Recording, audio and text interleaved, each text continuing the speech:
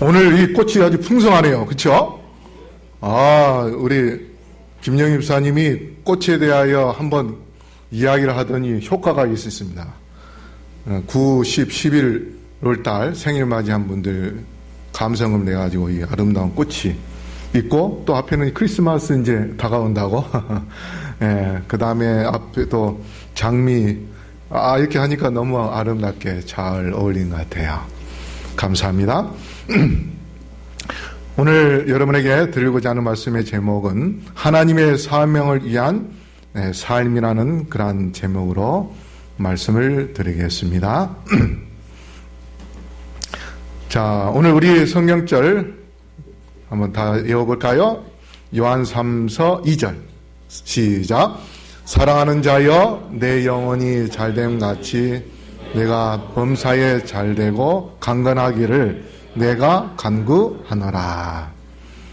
예, 하나님께서는 늘 우리에게 건강을 주시고 잘 될 수 있도록 축복해 주시는 그런 하나님임을 기억하기를 바랍니다. 자, 잠언 11장 30절 31절 다 같이 읽어보겠습니다. 오늘 본문의 말씀입니다. 시작. 의인의 열매는 생명나무라. 지혜로운 자는 사람을 얻느니라. 의인이라도 이 세상에서 보응을 받겠거든 하물며 악인과 죄인이리요. 자, 여기 보면 의인의 열매라 했습니다. 의인의 열매. 의인에게 열매가 맺힌다는 것은 나무처럼 그렇게 비유를 했습니다.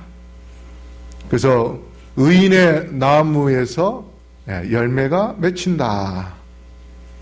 그 열매는 어떤 열매일까요? 의인에게 나오는 열매이기 때문에 영적인 열매가 나오는데 그 열매는 다른 사람을 위한 그러한 열매입니다. 다시 말해서 우리가 사명으로 맺어지는 그러한 열매를 말합니다. 그래서 그 의인의 열매가 곧 생명나무다 했습니다. 생명나무. 생명나무에는 죽음이 열릴까요? 생명이 열릴까요? 예. 사과나무에는 배가 열립니까? 사과가 열립니까? 사과가 열리듯이 생명나무에는 생명이 주렁주렁 열리게 되어 있습니다. 우리 우연재 집사님이 연세가 제일 많으신데 이제 이 이유는 할머니도 계시지만, 집사님이. 생명의 열매. 우리 집사님은 지금까지 신앙생활 하시면서 생명의 열매가 몇 개 달렸습니까? 몇 사람? 전도하였던 사람. 예. 이제 계산하면 또 너무 많아서 계산이 안 되죠. 예. 생명나무는 다른 사람에게 생명을 주어서 그 생명을 통하여 나의 나무에서 열매가 맺어지는 것. 그래서 내 자신이 생명나무가 되는 것입니다. 그래서 이 생명나무에 대하여 SDA 주석에 뭐라고 되어 있냐면, 다른 사람에게 몸과 영혼을 살찌우는 생명나무다. 다른 사람들에게 몸과 영혼을 살찌우는 그러한 것, 이것이 바로 생명나무입니다. 그런데 몸과 영혼을 살찌우는데 무엇으로 살찌우는가 하면 지혜롭고 유효한 언행으로.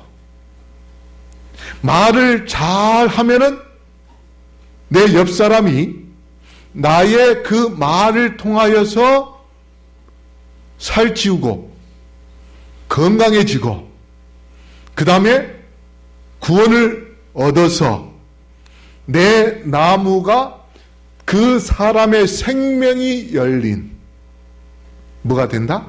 생명나무가 된다 하는 그러한 뜻입니다. 여러분 이해가 되셨죠? 여러분, 이 엄마가 행복하면 자녀가 행복합니다. 왜 그런가 하면 엄마가 행복해야 그 행복을 누구에게 줄까요? 자녀에게 주게 되어 있습니다. 그래서 우리 엄마들은 이 세상에서 제일 첫 번째로 행복해야 돼요. 이보란 집사님 행복합니까? 오늘 기도하셨는데. 예. 대답은 근데 약간 좀 예. 우리가 내가 행복하면 그 행복이 자녀들에게 전해지기 때문에 여러분의 가정이 행복한 가정이 되려면 우리 어머니들이 먼저 행복해야 돼요. 그래서 행복한 엄마가 되려면 어떻게 해야 되는가? 감사해야 됩니다. 감사해야 돼요. 감사. 작은 일에 대해서도 감사해야 돼요. 우리 러시아에서 온 문수님 우리 자매의 언니가 이제 가끔 교회에 오지 않습니까? 근데 그분이 저한테 얼마 전에 전화하면서 목사님 때문에 화성에서 인천으로 집을 옮기게 되었다고 하면서 저한테 이제 전화 한 통화 하는데 감사합니다. 러시아 말로 감사를 스바시바가 합니다. 좀 말이 좀 억양 좀 이상하죠. 예. 우리 조카가 이 말을 학교에서 이제 하다가 선생님한테 혼났어요. 이 녀석 욕을 하고 있어요. 그러니까 선생님 이 욕이 아닙니다. 러시아 말로 감사하다는 뜻입니다. 네, 그렇게 스바시바 이게 감사하다는 뜻입니다. 스바시바. 근데 계속 저한테 스바시바 계속 한번 전화하면 한 몇 번 전화를 감사합니다. 아주 크게 고맙다고 그 이야기를 해요. 행복을 갖는 데서 제일 중요한 것은 감사입니다. 감사. 우리의 마음속에 불만을 나타내고 불평을 하는 것보다 힘들고 어렵다 할지라도 감사해야 돼. 감사. 그 다음에 긍정적인 그런 생각을 가져야 됩니다. 우리가 그런 말 하지 않습니까? 여기에 물이 있는데 물 절반이 있는 컵을 보고 긍정적인 사람은 뭐라고 이야기합니까? 와, 아직도 내가 목마른데 물이 절반이나 남아있네. 감사합니다. 근데 불평하고 부정적인 사람은 뭐라고 이야기한다 그래요? 아이고, 이거밖에 안 남았네.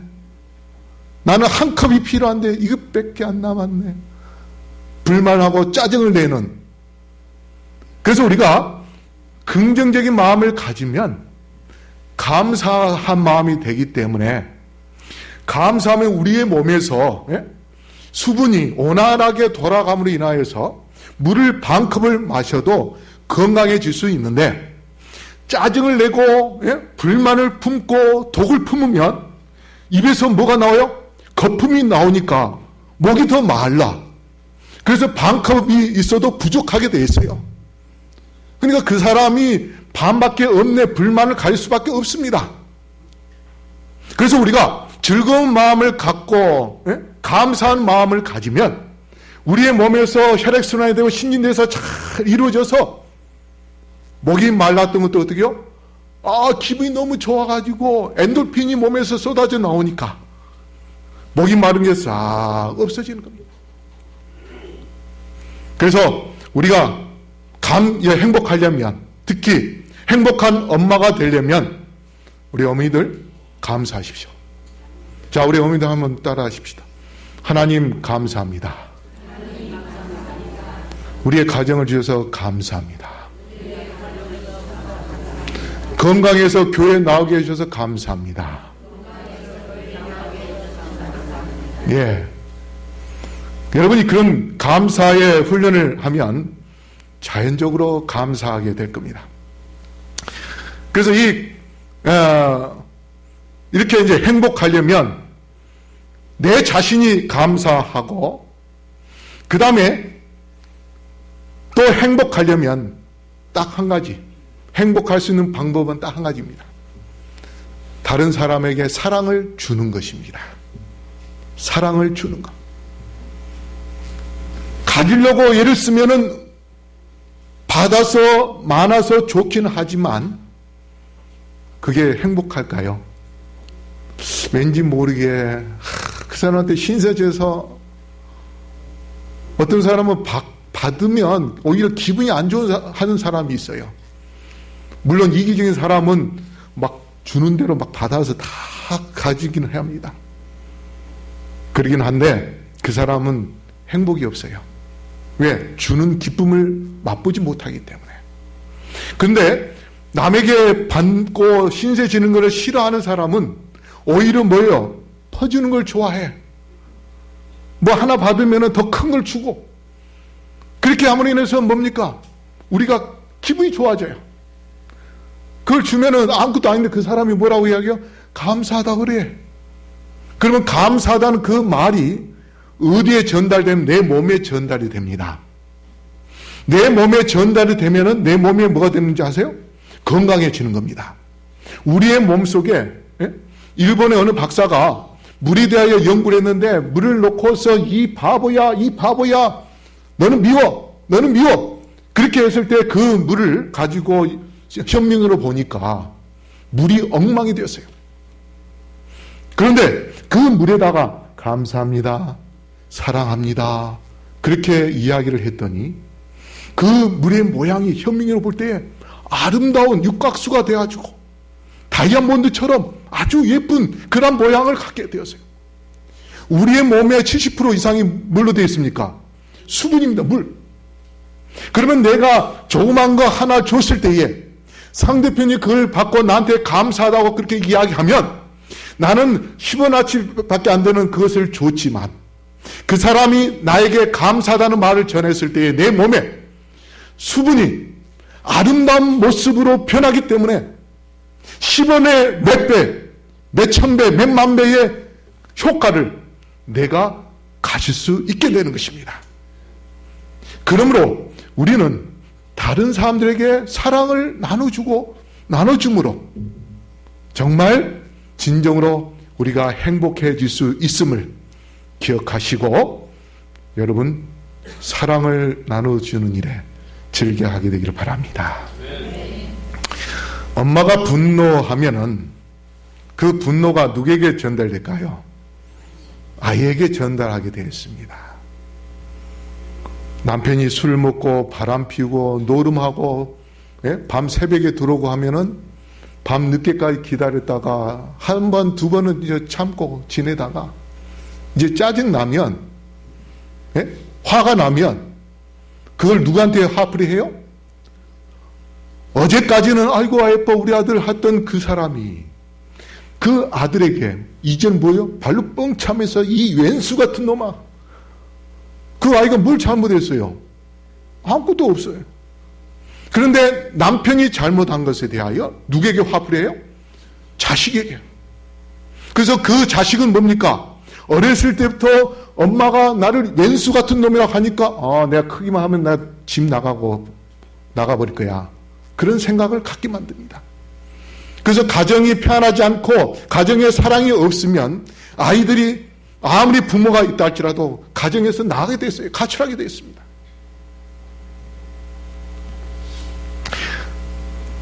그래서 어린 시절에 맞고 자란 아이는요, 뇌를 검사를 해보니까 뇌에 상처가 있더랍니다. 머리를 맞지는 않았는데 몸을 맞고 자란 아이가 뇌에 상처가 있어요.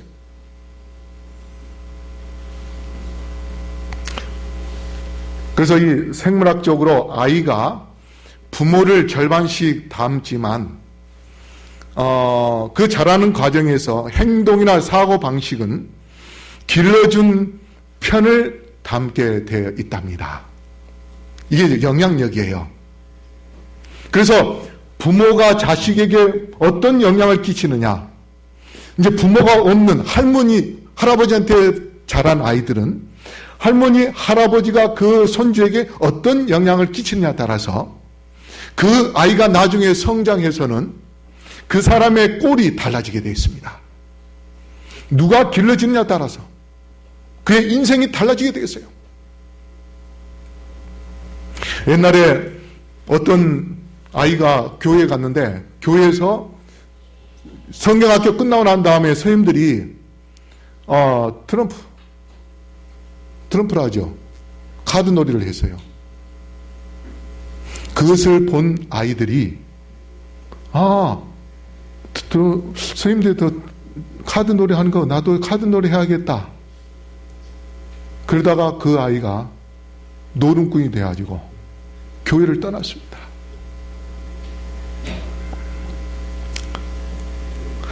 자, 신명기 33장 29절 우리 다시 읽어보겠습니다. 시작.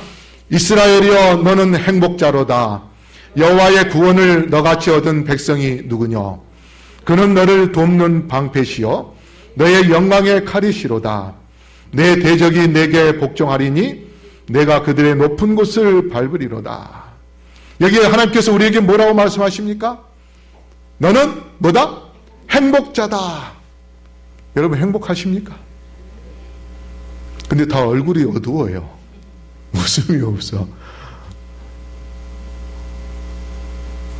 우리 청년들은 나중에 사랑한 남자나 또 여자가 생겨서 결혼을 하게 되면 정말 사랑하는 마음, 행복한 마음을 갖고서 아기를 갖는 게 그 아기가 평생 행복하게 살 수 있는 아기로 태어나게 됩니다.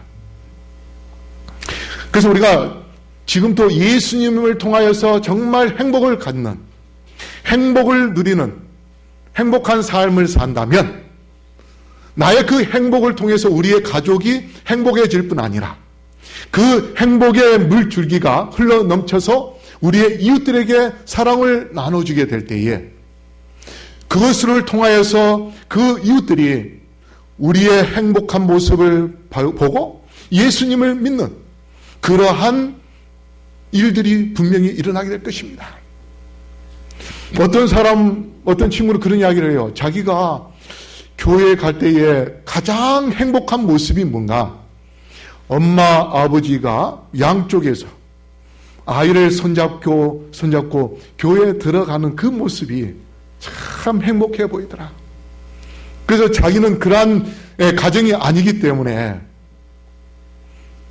나중에 결혼하면 사랑하는 남편과 또 사랑하는 아내와 아이를 놓고서 함께 손잡고 예쁜 옷을 입고 교회에 가는 것, 이것을 꿈꾸는 그러한 사람들이 있습니다.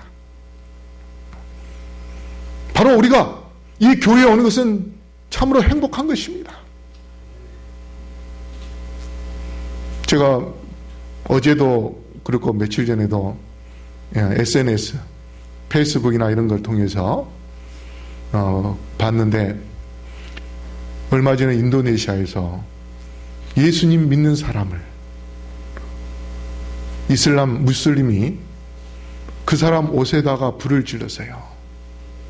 불을 끌려 하니까 못 끄게 사람들이 막 때리고 해가지고 결국 옷 전체가 다 불이 붙어가지고 비참하게 죽는 그 모습을 제가 보면서 그날 제가 잠을 못 이뤘습니다. 물론 하나님께서 그 사람을 이제 재림의 날 영원한 생명에 들어갈 수 있도록 축복해 주셔야 저는 확신합니다.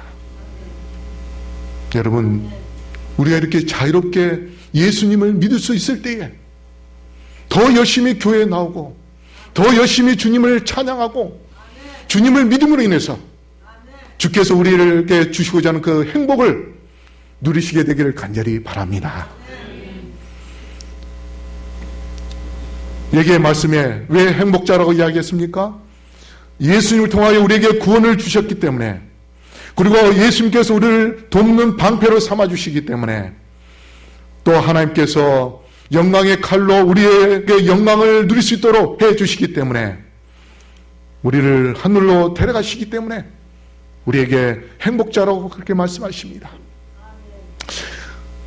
누가 그 동영상을 올린지는 모르겠지만 그것을 보고 두 가지 반응이 올 수 있습니다.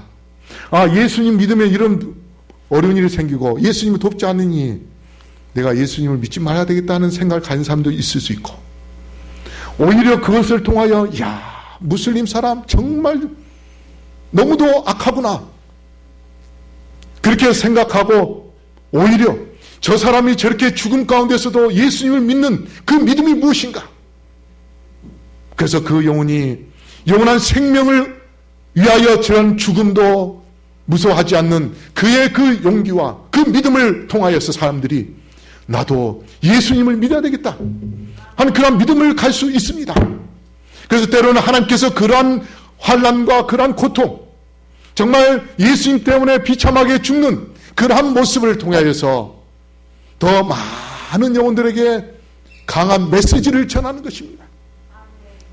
왜 그런가 하면 마귀의 때가 얼마 남지 않았기 때문에, 마귀가 할 수만 있으면 택하신 백성이라 할지라도 우는 사자처럼 달려들어서 그 영혼을 물어뜯어 죽이려고 하기 때문에 이제 마귀의 때가 얼마 남지 않는 그런 시대에 살고 있습니다. 그렇다면 마귀의 때가 얼마 남지 않았다면 예수님의 재림도 어떻게요? 얼마 남지 않았습니다. 그러면 우리가 이러한 때일수록 더 열심히 깨어서 예수님을 믿고 하나님을 열심히 섬기는 그러한 백성이 되기를 간절히 바랍니다. 그래서 우리가 행복을 이웃들에게 나눠주게 되면, 여기 뭐라고 말씀합니까? 지혜로운 자는 사람을 얻느니라. 생명나무의 역할을 다할 때에 사람을 얻게 되어서 나의 나무에 한 생명이 열매가 맺혀집니다. 2명을 전도하면 2명의 생명이 맺혀집니다. 제가 러시아 5년 있는 동안에 농맹책을 한번 세어봤어요. 제가 침례 주게 된 숫자를 세어보니까 222명이었습니다. 5년 동안. 침례를 많이 줄 때는 95년도에 몇 명까지 주냐면 116명을 줬습니다.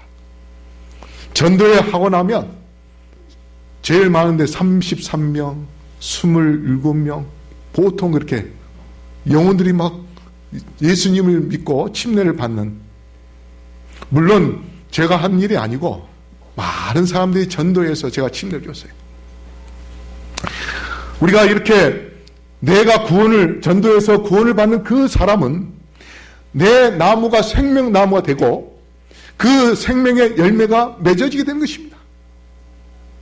그래서 우리가 이웃들에게 사랑을 나눠주고 봉사하는 그러한 일을 하는 게 필요합니다. 여러분, 교회가 부흥한 데는 뭐 하는 데인지 아십니까? 입으로만 신앙생활을 하는 것이 아니라 사랑을 나눠주고 봉사하는 교회가 부흥합니다. 분당의 어느 장로교회는 교회도 없어요. 학교에서 예배를 드리는데 거기는 봉사하는 겁니다. 밥 먹지 못하는 사람들을 위하여 밥을 나눠주고, 그렇게 하니까 그 교회가요, 사람들이 몰리는 거예요. 어제 저녁에 선거위원회 하는데 김봉순 집사님 그런 이야기 하더라고요. 엊그저께 어떤 이웃의 어떤 사람하고 같이 이야기를 해보니까 최근에 그 교회가 250명이나 늘어났답니다. 그 이유는 뭐냐면 동네 사람들한테 광고를 내가지고 미용할 줄 아는 사람은 오라 해가지고 그 사람들하고 같이 머리를 공짜로 깎아주러 다니고, 그 다음에 발 마사지 할 줄 아는 사람은 오라 해가지고 발 마사지 해주고, 그렇게 하면서 동네 사람들을 위해 봉사하고 나니까 그 사람들이 몰려오는 거예요. 여러분, 우리가 봉사와 사랑을 줘야만이 하나님의 생명을 그들에게 나눠줄 수가 있습니다. 우리 고린도후서 5장 18절 현대인 성서입니다. 우리 한번 읽어볼까요? 시작. 그리스도는 우리를 그의 적에서 친구로 바꾸셨고 다른 사람들도 그의 친구가 되게 하는 사명을 우리에게 주셨다. 하나님께서 우리 적이었던 나, 거짓의 아비 마귀의 자식이었던 나를 친구로 바꾸셨던 그 하나님, 그분이 나를 통하여서 또 다른 원수를 하나님의 친구로 삼기를 원하시는 그러한 사명을 누구에게 주셨다고요? 바로 우리에게 주셨다고 말씀하십니다. 그리스도의 사명은 뭐였습니까? 누가복음 2장 49절에 나는 아버지의 일을 해야 한다, 그렇게 말씀하십니다. 그리고 요한복음 19장 30절에 뭐라고 말씀했어요? 십자가 달려 돌아가시면서 다 이루었다, 그렇게 선언하셨습니다. 예수님이 이 땅에 오셔서 아버지의 사랑을 인류에게 보여주시기 위하여 그분은 머리 둘 것 없는 나그네 삶을 살면서 때로는 배고픔을 경험하시면서 그리고 새벽에 울면서 기도하는 그러한 시간을 가지면서 예수님께서 아버지의 일을 하시기 위하여 이 땅에 오시고 그 다음에 십자가에 달려 돌아가실 때에 다 이루었다, 그렇게 선언하셨어요. 그래서 예수 그리스도의 사명은 죄인을 용서하시고 구원하시는 것입니다. 예수의 뜻이 뭡니까? 자기 백성을 저희 죄에서 구원할 자. 그래서 우리가 생명나무의 사명을 다하기 위하여 우리는 두 가지의 섬김이 필요한데, 첫 번째는 그리스도인을 섬기는 것, 우리 교인을 섬기는 것이고, 두 번째는 불신자를 섬기는 것입니다. 그래서 우리가 생명나무로서 행복을 갖고 그 행복을 나눠주는, 다시 말해서 칭찬하고 격려하고 용기를 주면서 그렇게 할 때에 하나님께서 우리를 통하여 놀라운 일을 합니다. 한 학생이 나중에 다 크고 난 다음에 자기 고등학교 때 은사를 찾아갔어요. 그때 그 은사가 그 아이를 잊어버렸어요. 누군지 어렴풋이 그냥. 근데 그 아이가 선생님에 찾아와서 선생님 감사합니다. 왜 그러냐 했더니 제가 말씀을 피우고 공부를 못했을 때 선생님이 저한테 너 나중에 커서 훌륭한 사람이 될 수 있어요. 그 말 한마디가 그 아이의 뇌에 박혔습니다.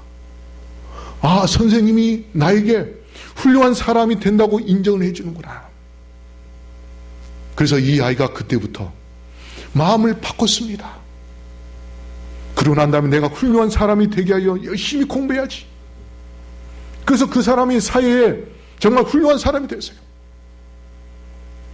우리가 말을, 용기를 줄 때에 하나님의 은혜 가운데서 정말 행복을 나눠주는 그러한 생명나무가 될 수 있습니다. 그래서 SD 주석에 의인의 모범은 영적 건강을 증진시키고 영생으로 인도한다, 이렇게 말씀하십니다. 우리가 이웃들에게 어떤 말을 하느냐에 따라서 그들이 영적으로 건강해지고 또 영생으로 들어올 수 있는 그러한 축복을 받을 수 있는 것입니다. 그래서 우리가 그리스도인에게 영적으로 건강을 줄 뿐 아니라 불신자들에게도 섬김으로 인하여서 영생을 받고 주님께 들어올 수 있도록 그렇게 인도하는 자가 되어야 될 것입니다. 사명의 5가지 목적이 있는데, 자, 우리 해봅시다. 따라해봅시다. 첫째, 하나님을 사랑하고, 둘째, 하나님의 가족이 되며, 셋째, 하나님을 닮아가고, 넷째, 하나님을 섬기며, 다섯째, 다른 사람들에게 하나님을 전하는 것. 이게 바로 사명의 5가지 목적입니다. 그들에게 하나님을 사랑하고 또 그 사람이 하나님의 가족이 되게 하고, 그 다음에 하나님을 닮아가고 또 하나님을 섬기게 하고, 그래서 그 사람이 또 다른 사람에게 복음을 전하게 하는 것. 그래서 이 사명의 목적은 결국은 하나님께서 우리를 대신하여서 사신으로 그렇게 보내신 목적은 하나님의 사랑과 하나님의 구원의 목적을 전하고 이루는 것이 바로 그러한 우리에게 사명을 주는 것입니다. 그래서 누가복음 5장 32절에 내가 의인을 부르러 온 것이 아니요, 누구를 불러 해결시킨다고요? 죄인을 불러. 하나님께서는 죄인을 불러서 그 영혼을 구원하기를 원하시는 그러한 분이십니다. 그 다음에 디모데후서 2장 4절에 하나님은 모든 사람이 구원을 받으며 진리를 아는 데 이르기를 하신다고 그렇게 말씀하십니다. 요한 에슬러가 이렇게 이야기했습니다. 당신은 영혼을 구원하는 일 외에는 아무 일도 하지 마시오. 그러므로 이 일로 시간을 보내며 이 일로 당신이 쓰여지도록 하시오. 보시오, 당신이 얼마나 많이 설교했느냐, 또는 이런저런 일들에 얼마나 많은 관심을 가졌느냐가 문제가 아니라 당신이 최선을 다해 영혼을 구했느냐 못했느냐가 문제입니다. 할 수 있는 대로 많은 죄인을 데려와 회개하게 하시오. 여러분, 이 말씀을 우리가 명심하여서 정말 많은 사람들에게 영혼을 구원하는 일에 우리가 최선을 다하여 사명을 이루게 되기를 간절히 바랍니다. 그 다음에 31절 보면 보라, 의인이라도 이 세상에서 보응을 받겠거든 하물며 악인과 죄인이리요. 우리의 책임은 에스겔 3장 17절로 19절에 인자야, 너를 이스라엘 족속의 파수꾼으로 세웠나니 너는 내 입의 말을 듣고 나를 대신하여 그들을 깨우치라. 가령 내가 악인에게 말하기를 너는 꼭 죽으리라 할 때에 내가 깨우치지 아니하거나 말로 악인에게 이르러서 그 악한 길을 떠나 생명을 구원케 하지 아니하면 그 악인은 그 죄악 중에서 죽으려니와 내가 그 핏값을 내 손에서 찾으리라. 여러분, 우리가 이웃들에게 복음을 전하지 않을 때 그 영혼의 핏값을 누구에게 찾겠다고 했어요? 나에게 찾겠다고 했습니다. 그러면 우리가 하나님의 말씀을 전하고 그들이 듣든지 안 듣든지 복음의 씨를 뿌리고 낙엽처럼 뿌리는 그러한 사명을 우리가 완수한다면 하나님께서 우리에게 영광의 멸류관을 씌워 주실 것입니다. 그러나 악인들은 하나님의 말씀을 받아들이지 않을 때는 마지막 때에 그들의 그 결과에 따라서 영원한 형벌을 받을 뿐 아니라 대쟁투 673쪽에 사단은 의인들의 죄는 사단에게 넘겨진다. 그는 자기 자신의 반역의 죄뿐 아니라 하나님의 백성들로 하여금 범하게 했던 모든 죄 때문에서도 고통을 받는다. 이제 예수님 믿지 않는 자들의 모든 죄, 또 의인들이 회개했기 때문에 그 죄를 짓게 했었던 그동안에 그 모든 죄값도 마귀가 다 치르게 돼서 결국은 마귀는 죽고 그를 따르던 자들도 영원히 멸망하게 됩니다. 그러나 증언보감 1권 68쪽에 우리 다 같이 읽어볼까요? 시작. 그들이 신실했다면 얻을 수 있었을 멸류관은 그 재물을 부단히 하나님을 위하여 사용한 충성스러운 종들에 의해 구원받은 자들의 머리에 씌워질 것이다. 영원 구원을 위하여 힘쓴 자들에게 이 멸류관을 씌워주신다고 말씀하셨고, 그 다음에 또 우리 계속 읽어보겠습니다. 시작. 그 구원을 받은 각자는 영광 중에 그들을 구원하는 데 도구가 되었던 충실한 종들의 멸류관에 별들을 더할 것이요 그 종들의 영원한 상급을 증가시킬 것이다. 우리가 이제 조만간에 이러한 멸류관을 받아 쓰게 될 것입니다. 그러므로 우리 성도 여러분, 우리 모두 의인의 열매를 맺히게 하여 예수 그리스도를 통해서 영원한 생명을 받는 그러한 생명의 자녀가 되기를 간절히 바랍니다. 그리고 그 생명을 우리가 이웃들에게 행복을 나눠줌으로 그 영혼의 생명이 나의 나무에서 맺혀질 수 있는 생명나무가 되어서 주께서 이 땅에 오실 때에 멸관을 받아쓰고 하늘나라에서 영원히 사는 주님의 백성들 되기를 간절히 바라며 말씀을 마치겠습니다. 걸어가신 아버지 하나님, 저희들을 불러주시고 생명의 나무로 삼아주시니 감사합니다. 영원한 생명을 우리가 소유하여 싸움에 이제 주께서 우리를 통하여 영원한 생명을 주시는 그 사명을 이룰 수 있도록 능력을 주시고 뜨거운 열정을 허락하여 주시옵소서. 우리의 이웃들에게 복음을 전하여 그 영혼들을 얻게 하여 주시옵시며, 그래서 의인의 열매를 맺게 하여 주심으로 주님께 영광 돌리게 하여 주시옵소서. 우리의 삶이 내 자신의 영광을 위한 삶이 아닌 하나님의 영광을 위한 삶이 되게 해주심으로 주께서 이 땅에 오실 때에 주께서 주시는 멸관을 받아 쓰고 하늘에서 영원히 사는 우리 모두가 되게 축복하여 주시옵소서. 오늘 헌금을 드린 영혼들을 주께서 기억하시고 가정가정에 평안을 주시며 하시는 모든 일들이 하나님 은혜 가운데 형통할 수 있도록 도와주시고, 그리하여 매 순간순간 주님의 은혜와 사랑에 감사하며 즐거워하며 행복한 삶이 되게 하여 주시옵소서.